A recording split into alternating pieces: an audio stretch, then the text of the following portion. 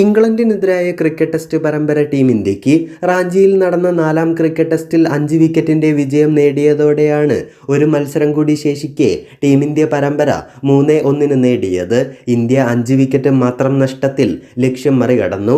ശുഭ്മാൻ ഗിൽ 52, ധ്രുവ് ജുറൽ 39 എന്നിവരാണ് ക്രീസിൽ ഉറച്ചുനിന്ന് ഇന്ത്യയെ വിജയത്തിലേക്ക് നയിച്ചത്. രോഹിത് ശർമ്മ 55 റൺസ് നേടി ടോപ്പ് സ്കോററായി. നേരത്തെ ഇംഗ്ലണ്ടിന്റെ 2ാം ഇന്നിംഗ്സ് 145 അവസാനിച്ചിരുന്നു. 5 വിക്കറ്റ് നേടിയ അശ്വിൻ, 4 വിക്കറ്റ് നേടിയ കുൽദീപ് യാദവ് എന്നിവരാണ് ഇംഗ്ലണ്ടിനെ തകർത്ത് വിട്ടിരുന്നത്. വിക്കറ്റുകളൊന്നും നഷ്ടമില്ലാതെ 4ാം ദിനം ആരംഭിച്ച ഇന്ത്യക്ക് ഇന്ന് ആദ്യം യശസ്വി ജയ്സ്വാളിന്റെ വിക്കറ്റായിരുന്നു നഷ്ടമാകുന്നത്.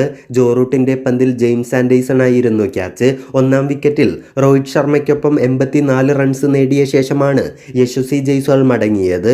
പിന്നാലെ രോഹിത് ശർമ്മയും മടങ്ങി.